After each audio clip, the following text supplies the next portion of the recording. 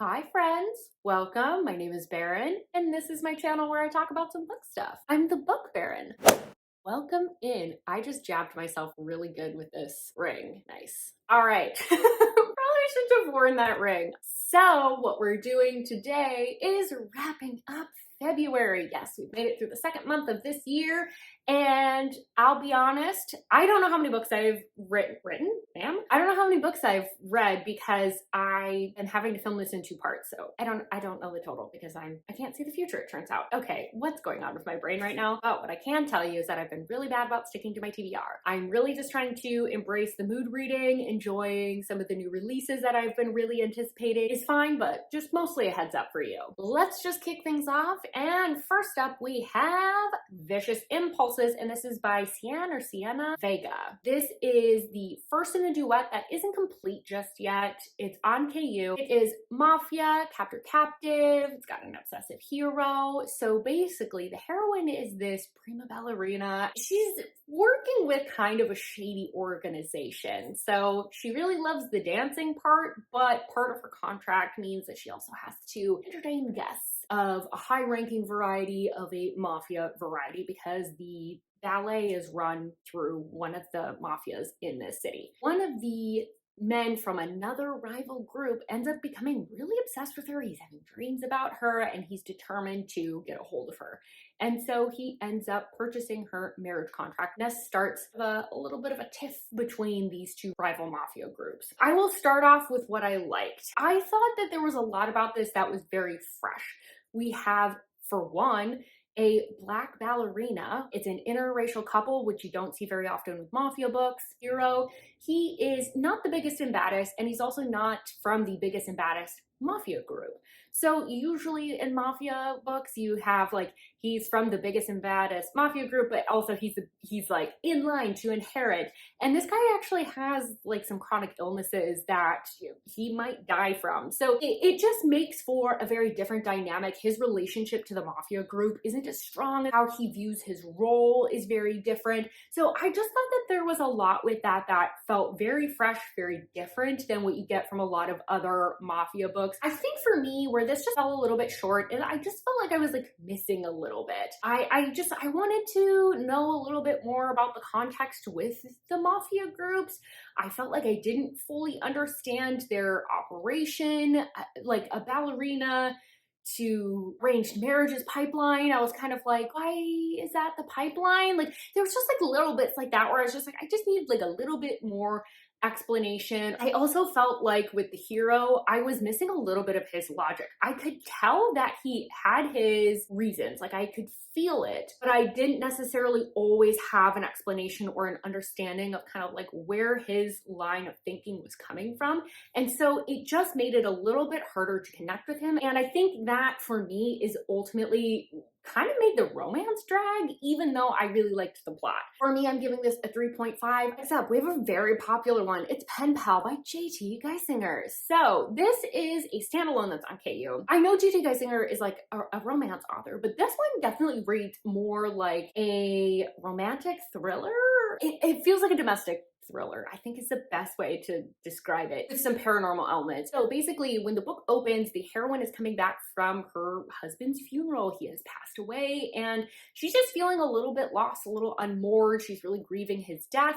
And she's got a lot of repairs that she needs to get done on the house. She's also struggling with money because her husband has passed as well. So she ends up getting this handyman that's willing to work for very cheap, but he is grouchy. But eventually they start kind of developing a little bit of a relationship. He becomes a rock, some stability for her as she navigates these waters, now being a widow. And in the background, we're also getting some letters from a penitentiary.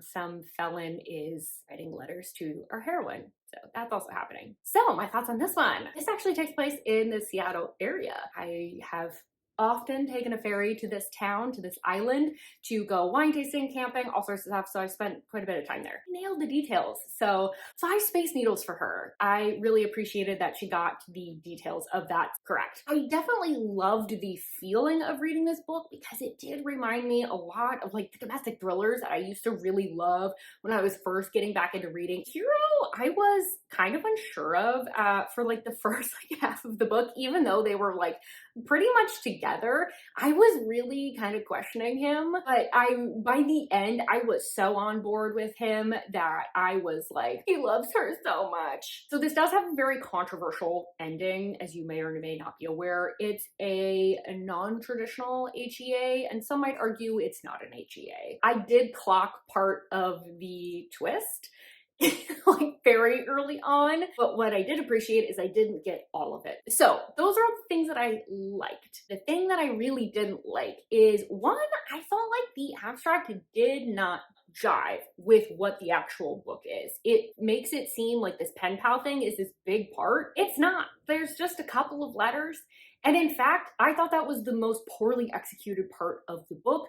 And the explanation of like who this person ends up being was stupid. I'm sorry. That didn't make any sense to me. It felt forced. I hated that whole piece. I wish this book could be rewritten without the pen pal element. And then I think I would have really loved it. I'm giving it a rating of 4 stars because I did overall really enjoy myself. Next up, we have The Truth We Burn by Monty J. This is the second in a series, once again on KU. And this is like an unhinged new adult billionaire revenge thriller kind of novel. Basically, the heroine of this book, Sage, she is the twin sister of the gal that they're trying to avenge the death of throughout this series. She's Miss Popular. She's the queen bee. If you've read The Losers, she's giving Jessica energy. She's beloved by this town, and she's trying to just like fit this part until she can go off to college and then like finally branch out and get away from this facade that she's sort of putting on. So her sister's relationship with the boys ends up putting her in contact with Rook. Rook he's a sad boy. He's a damaged boy. He has some kind of past trauma that makes him feel like he is completely unlovable, unworthy. He craves pain, and he's also the town pyro because he likes burning stuff like a whole heck of a lot. The problem is Rook, he's this loser. He's this guy she shouldn't be going after. She needs to be dating the quarterback to keep up this appearance, but they start falling for each other. And so she is just trying to balance everything, but eventually Jenga Tower crumbles and she ends up deeply hurting Rook, and in fact he wants revenge on her. I really enjoyed this book once again. I really love this type of dynamic between hero and heroine where they're both hurting, but they have this facade that they're tough. And then they look at the other person's life and they're like, oh, how much easier would it be if I was like them? And then they peel back the layers and go, oh, you're just as messed up as me. I love Sage's character because she's a little bit of a bitch, but it's a product of her environment. Like, you understand why she's like this. When Sage hurt Rook, though, I could have skinned her. I wanted to protect him at all costs. He just felt so manipulated, so betrayed. He had dropped his mask and he felt like she hadn't dropped hers. Sage does have to kind of grovel with Rook. Once again, we have a delightful revenge plot line. One thing I'll say that might bug some people is this is a completely linear timeline. So a good chunk of this takes place in high school and then it transitions eventually into college, but just a heads up with that. I give this 5 stars. I love this series. I will be continuing on. In fact, I already bought myself a special edition of The Blood We Crave because I wanted it so bad. And it turns out I'll be getting another one with my Blackout Romance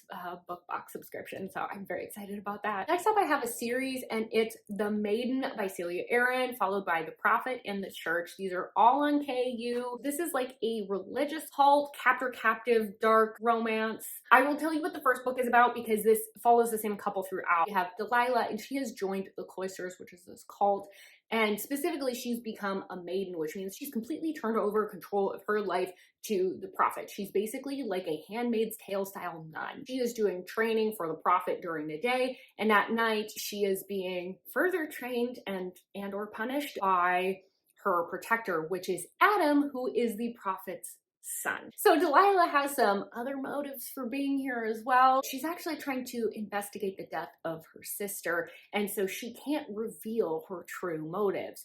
And this becomes even more complicated because she starts falling for Adam. And so this really puts her goals in jeopardy and really her life. This series is so dark, so twisted. There is not a page that is wasted. Normally, I don't love a series following the same plot and the same characters because I usually find at some point that it drags, or I get bored, or it feels like it was drawn out just to make it like 3 books. With this, not a single wasted page. And the belief system is constructed in a way that feels so realistic. I know people in my life that would probably have joined this cult. Pulling back the layers of this cult, you really see a lot of parallels between like FLDS, like Warren Jeffs and the Manson family, and like Handmaid's Tale, all of which Celia Aaron used for inspiration. And like you can feel it, like it's very clear. So I think it just makes it feel even more real, and that makes it even more eerie and scary. Reading this series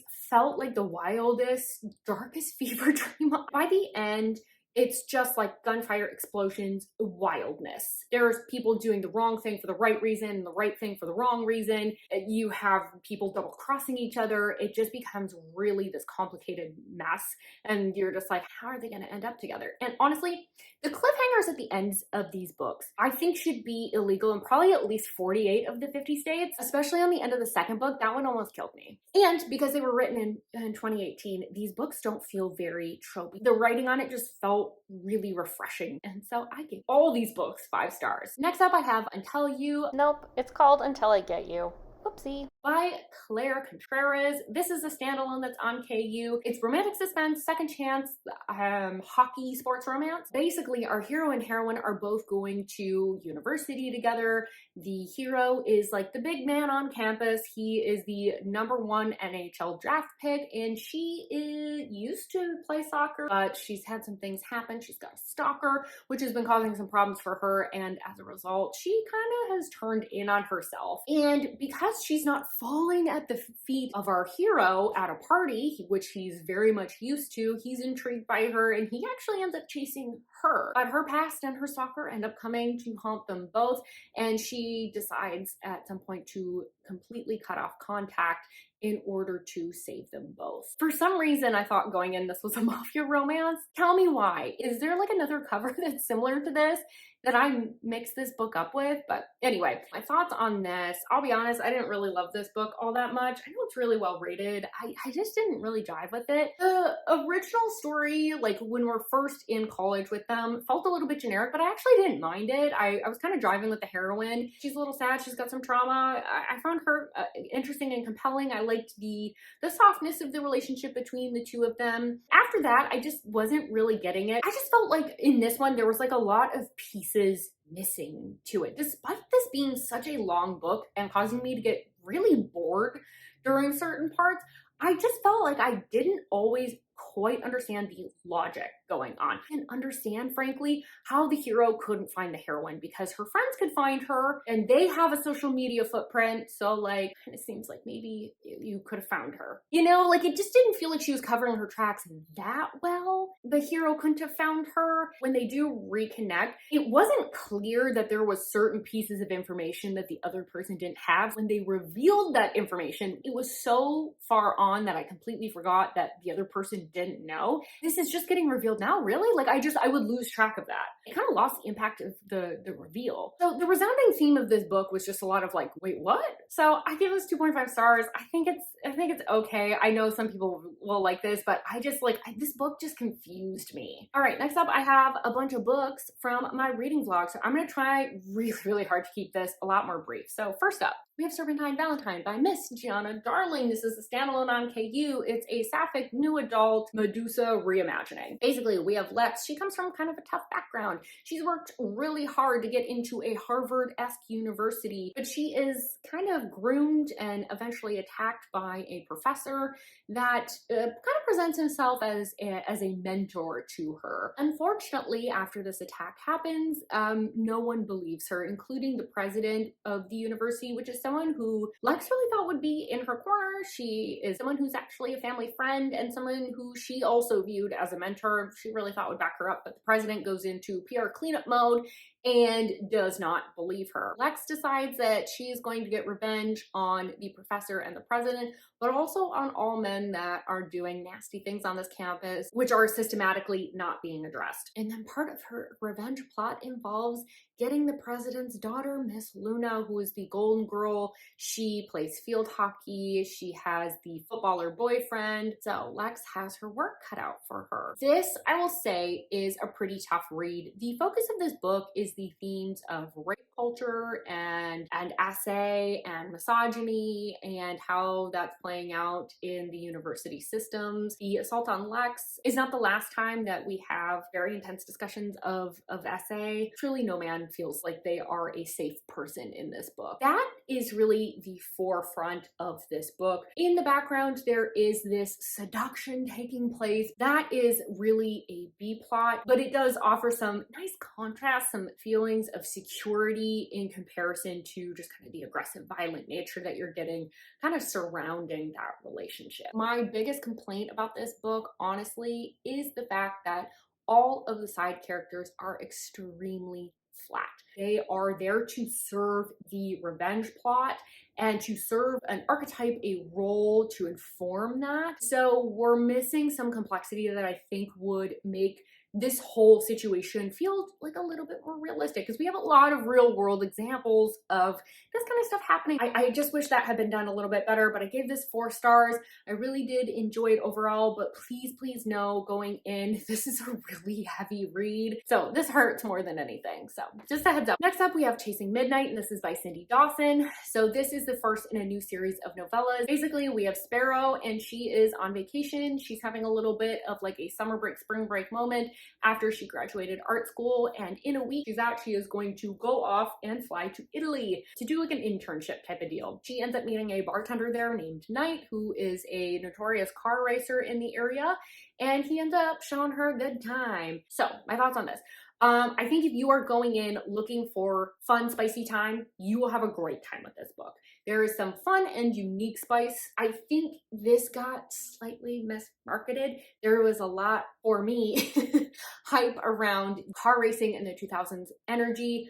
I didn't get any 2000s vibes from this. There's minimal car racing, so just like a heads up, like cars don't play that big of a role in this despite how it's being marketed, which is what made me really disappointed with the book overall. The ending, I also hated. I wish I could rewrite that so bad. Set it on fire, I hated it. It just really made it clear that the characters don't have as like good of a connection. It's definitely like a happy for now type of ending rather than like an HEA. But I give this 3 stars, but like I said, if you go in looking for a fun spicy time, you'll definitely get that. And then the last book that I read for that vlog was Delicious by AJ Merlin. This is the 4th book in the Pleasure and Prey series. It's a series of interconnected standalones. It's like a horror Capt Captive. So basically the heroine's out in the woods in the swamps, and she is taking photos for a job. In the process of this, she gets caught up and ends up staying out past dark, despite being warned by people in the park not to stay late there. So she ends up hearing some chainsaw sounds, and she ends up witnessing something she wasn't supposed to. So the owner of this chainsaw ends up taking her captive. This was fine. I didn't love this book. I think this is a pretty soft book considering the setup. It's very like rom-com-y, meet cute, sweet almost, rather than like a horror feel. I enjoyed the setup of this book up until they really got together, and then things just like moved a little bit too quickly. I felt like the relationship was too soft. I didn't really understand the heroine because she was just like lusting after this killer very quickly after she saw him unalive someone. So, it was just like stuff like that where I'm like, this isn't really clicking for me. I can see this working for some people that aren't as interested in like the really, really dark aspects. It's just like one of those that I'm like, this isn't serving what I wanted. Next up, I read Deliver by Pam Godwin, which was one of my priority reads for 2024. Hooray! I ticked one off finally. So this is published wide and it is free. You can go download it from Pam Godwin's website or literally any provider. And it's the first in a 9-book series. They are interconnected, but you do have to read them in order. There's like a through line that'll get spoiled if you don't. This is like Capt Captive, human type of book. Basically, our heroine Liv, she is a human trafficker and she trains people up to perform certain duties as requested by buyers. And so she finds that Josh is meeting all the parameters for her latest buyer, and so she ends up taking him captive. Josh is a star football player for Baylor University. He's kind of golden boy, works on his family's farm, wants to be a pastor, and he ends up kind of seeing past this mask that Liv is putting on in his presence. He can tell that there's other things going on, that her situation is more complex than it appears on his face. As she tries to break him, he ends up breaking her instead. This book, I was so wrapped up in it, I didn't take a single note while I was reading it. I was so fascinated because it turns the Capt Captive trope on its head, the woman taking the man captive, which I haven't read before. And it was really interesting and refreshing to read as a result, to see how that dynamic looks in reverse. The circumstances that the author put into play really made the situation very complex. There was no easy answers. There was no obvious way out for one or both of the characters. It felt like a no-win situation, and up until we got to the last page, I was constantly questioning, how is this going to work out? Even the ending felt very bittersweet and kind of practical in comparison to some of the other ones that are a little bit like flowery and hunky-dory. This felt very very bittersweet. Even one of the villains in this book had a very complex story where you could tell there was more going on even to him. The character complexity, the circumstance complexity that Pam wrote in this is just like, it's spectacular. Like, I don't know how else to talk about this book. I don't know what else to say. I'm gonna move on.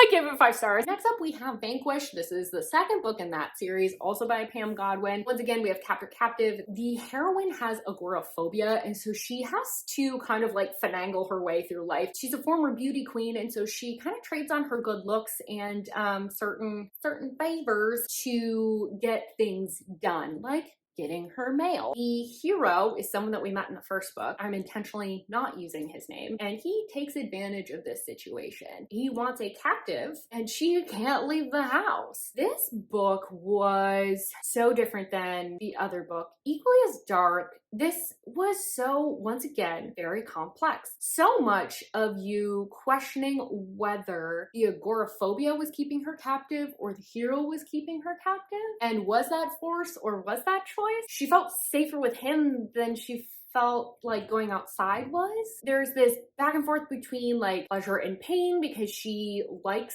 rough things, shall we say, but also it's not as consensual because he technically has her captive.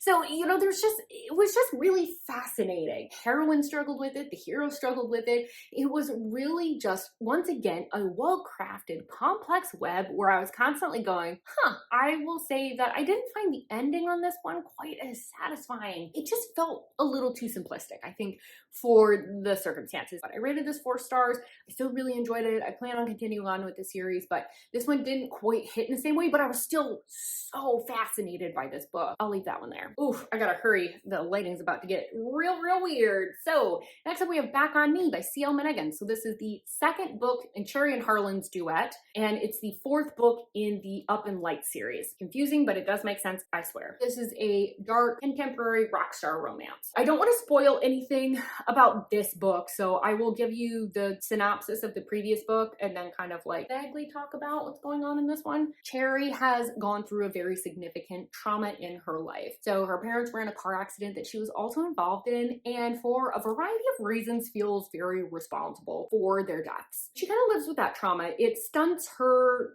ballet or dance career that she was really striving for prior to this, and she ends up sticking around in her small town, and she sometimes does some dancing for the local MC, but primarily she is bartending. One of the times when she is dancing at the local MC headquarters, she ends up coming in contact with Harlan, who is a rock star that is back in town while he's on a break and visiting his family's MC. They instantly have chemistry, a connection, and Harlan begins pursuing Cherry. But unfortunately, with him being a rock star, he's not going to stick around And for Cherry, death is coming for her once again. Something major happens at the end of book 1, really dark. And the second book is really focused on a lot of healing and getting them reunited and rebuilding a lot of the lost trust that we had. This book did some things that I really don't usually like, but I didn't mind it in this book. Which is wild. I think part of it is because it felt like it made sense for the story and for these characters, and it didn't feel like forced. One of my biggest pet peeves, I hate a lot of separation between our hero and heroine, because then I feel like there isn't as much time spent building their connection and their relationship. For this story, it made a lot of sense because Cherry had so much healing to do. She needed to work on herself. She needed to have her worst fears realize that she can stand on her own still and make something of herself, and also push her to strive for more and push past the things that had been holding her back. Once they got together, there was a lot of, I wouldn't even call it miscommunication, it was a straight up lack of communication. They weren't saying what they felt like happened from their perspective. I think it actually made sense because I think both of them really just are, one, stubborn. They needed to just be mad. They were so angry at the circumstances and the role that the other person played in those circumstances that they were just needing to fight and grieve. You know, like when you're so mad that you actually don't really care what the other person has to say? That's what this felt like. They needed almost an actual demonstration. They didn't need words to realize, oh, like maybe I need to start asking some questions. Maybe I wasn't even considering that there could be an alternative reason or perspective or anything on these circumstances. Oh, and then we got revenge, which was just very cathartic. So I'm giving this a 4.5 stars. I wanted just more time with them because I enjoy their relationship and dynamic so much, and that kind of like sensuality, but I still really love this one. It was great to finally get the conclusion to their story. Next up is one that I'm going to try and make really fast. Bow Before the Elf Queen, and this is by J.M. Carroll. This is the first in a series that is on KU. It's a high fantasy series. Layala is the first elf in many, many years to be born with magic. And so the king at her like christening basically is like, hey, I'm gonna bind you to my son and you're gonna marry him when you guys get older. Her parents realize that this king probably has some nefarious reasons for doing this. So in order to protect her, they end up stealing her away. Layala is able to grow up among humans, and she prepares for the day that the king and prince will come back for her. She is ready to get her freedom at all costs. But when the prince comes back, he has a little bit of a proposition for her. She can either in 6 months marry him, or she can find a way to break the magic that binds them. The beginning of this, although it felt generic, it felt very like comforting because it felt like a fairy tale and it felt like something sort of familiar. I was really liking it. But by the 30% mark, I was completely over both the hero and heroine. The hero was very smug and like immediately protective of her, which didn't make a ton of sense to me. And she was very dense. She, you find out, has been lied to quite a bit. She continues to like not examine that. And then there was like some corny elements where there was like a, I don't know what they called them, but it was basically like the borrowers, like the like little people. I hated it. So because I was like irritated, it felt generic, I DNF'd it. No rating on that. Next up, we have All Roads Lead Here by Mariana Zapata, and this is not on KU anymore. And this is actually a reread for me. This is a small town contemporary romance, and it is grumpy sunshine and slow burn because it's Mariana Zapata. We have our heroine Aurora, and she has just gone through a divorce, so she's looking to have like a little bit of a reset on life. She's gonna go back to the place where she lived with her mother prior to her mother's passing. She ends up renting a place outside of town, sort of last minute. Once she gets there, it turns out that this has been a massive misunderstanding. The son of her landlord rented it without his father's knowledge. Daddy Dearest Rhodes, he is not happy that she's there, but he kind of begrudgingly agrees to let her stay. It is the very slow romance between this grumpy silver fox and Aurora, who's just trying to see the best in life. As I said, this was a reread. In my books I want to reread video, this was one that I mentioned that I thought I would change my mind about, and I was correct. So I initially gave this 3 stars, and I think the reason was, one, I was in my allspice all the time era, and so when this only had one scene, I was like, Oh, what did I do all this work for? And I just got annoyed as a result with all of the scenes that build the relationship between Aurora and the hero's son. And a lot of it is focused on her healing path and just kind of like her day-to-day life as it's single POV. I end up this time around loving it. I was kicking up my feet. I just felt like this was so different from a lot of the books that I have read. One, because it was lower spice. I was really in the mood for something that didn't have a lot, because lately I feel like I've been reading so much that's just like up here all the time. And so I needed some variety. There is a lot to love with this, but one, I really liked that the heroine wasn't overly sunshiny. She felt just very optimistic, and like she was using humor to cover awkward situations. It's not just like streaming out their ass. Two, I loved that in this, when the heroine was confused by Rhodes' behavior, where he would do something and she's like, I don't get why he just did that. I also didn't understand until Rhodes later explained himself. It didn't feel like the heroine was being obtuse or dense. It really felt like he's doing something, I don't really understand why, and I'm not realizing until later it's because, oh, he likes me. I really loved that with the hero. I understood why he was kind of grumpy. He doesn't want to be a landlord, but he's not really taking it out on her. He just wants to be left alone. It made sense in some ways that like other novels, it just doesn't, where it's like, why is this dude just being such a jerk? I didn't feel that with Rhodes. I also really love that they are both over 30. Can we get more novels where the hero and heroine are over the age of 30? Like 35 plus would be great. I just want to read some older characters, because I don't believe that 19-year-olds are finding their love of their life and also having the best boinking sessions ever. I'm like, really? Really? And lastly, I loved the side characters so much. They felt like real people. The awkward teenagers felt like teenagers, and the good friends felt like a good friend that I would have talked to. They just felt very fleshed out, well thought out. I just found a lot of this very comforting as well. So I gave this 5 stars. I think this might be my favorite Mariana Zapata now. I thought it was Wall of Winnipeg, but I think it might be this bad boy. All right, and last one before I end the session, because the lighting's about to get weird. Cool.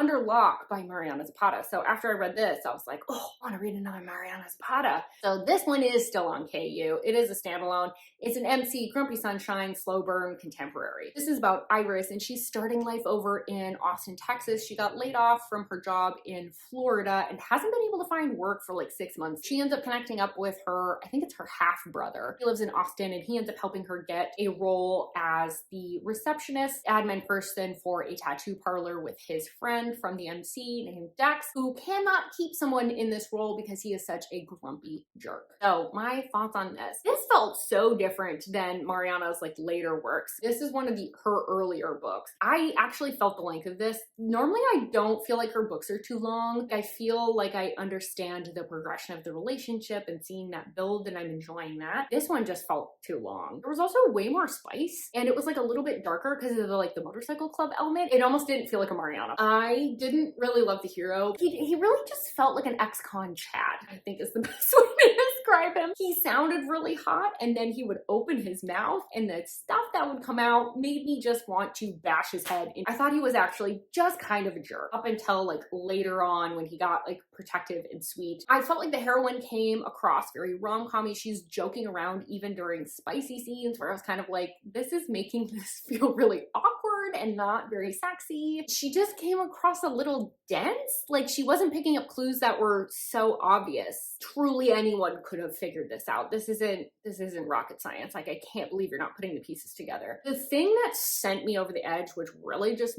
frustrated the crap out of me, was the term of endearment used by the hero is babe. And he uses that 160 times. 160 times had to read the word babe. That's way too many times. Like it stops being cute. It's just starting to feel kind of like condescending and almost like sexist. I don't know. I didn't like it. I wasn't vibing with that. I gave this 2.5 stars. So those are all the books that I've read so far. I will let future me take it from here. Take it away, future me. All right. Well, I feel a bit silly. I only have 2 more books to talk to you about, but one of them is really long. Regardless, let's just wrap these bad boys up. So next up I read Rivals, and this is by Jessica Mile. This is a standalone that's on KU, and it's got a lot of theming around like mental health, drug addiction, and there's like a rivals to lovers type of component. So basically, we have Lachlan, who is from a very rich background, but when he decides that he wants to be an artist rather than pursuing the family business, he is cut off financially, emotionally, all the things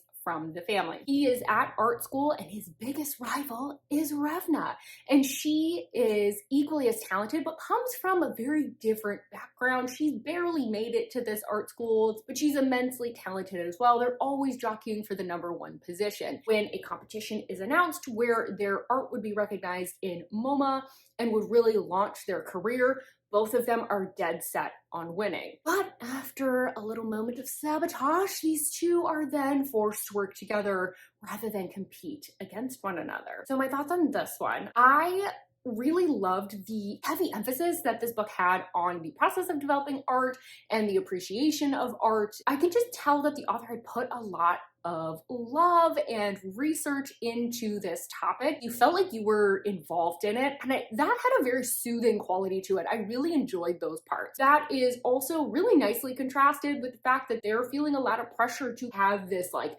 bigger and better piece every time throughout the competition, but also just kind of generally as artists, they're constantly having to produce and pull from these wells of emotion, and just how draining and hard that is, and when they don't have inspiration, how much they struggle. So you do see them turn to drugs in order to try and like spark inspiration or force the process. So it does have a darker feel to it. You watch them try and numb out, and you do watch one of the characters completely spiral out. Issue of the drugs and the issue of kind of like trying to be both lovers and also collaborators on their art does cause a lot of angst and tension within the relationship. I will say, despite the length of this book, it really did go down quite easy. I was really surprised how smoothly this went. I think part of that, like I said, is that like soothing nature of the art development process that I liked so much. That said, I mean, there's definitely some heavy moments. Someone does attempt to take their own life. So like there are some pretty heavy themes. My one major drawback with this is I did feel like we had a great understanding of who these people were at the time that we meet them and at the time that we're with them, but I did feel like I was missing a little bit of their backstory, which informs a lot of the emotions that they're feeling.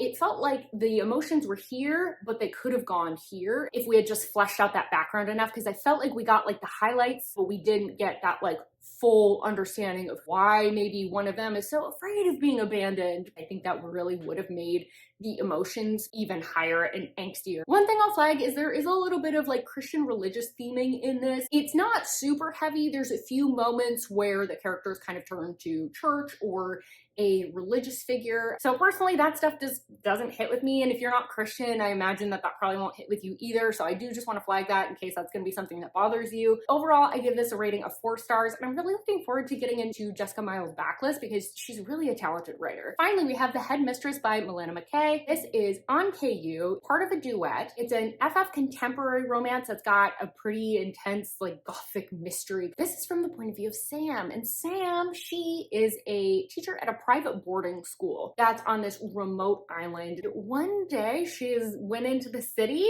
I believe it was for a work conference, and she ends up having one spicy night with a gal. And ever since then, she's kind of been fantasizing and pining after this woman, but there was no names exchanged. So she's trying to settle back into life as a math teacher, but things are changing at her school. The school doesn't really hold the same prestige that it used to. They haven't won any awards, academics, or anything with sports recently. And they're having some issues with the board really wanting to push for its old roots and returning to more of a conservative curriculum. They end up bringing in the notorious Magdalene Knox, who is known for basically destroying the schools she comes into and completely remaking them. When Magdalene sets foot on campus, Sam realizes this is the woman that she spent the night with. Magdalena's about to make her life absolute hell because she starts by firing all the teachers at the school. So my thoughts on this, I think this was really well done, especially because this is single POV, and I know a lot of people prefer dual POV, but I think this was really effective here because it really gave Magdalene this sense of mystery about her, because you kind of have this mysterious woman from the one night stand, and then she's sort of this mysterious but ruthless woman in the like academic world. It really just lends a lot of power to this woman's presence. I think too, because you have this power imbalance between Magdalene and Sam, and you have the issue of Magdalene kind of coming in and ruining this sanctuary and home that Sam has. you do have an immense amount of tension, but also a lot of pining because they both really want to recreate that night. They've both been thinking about it, dreaming about it.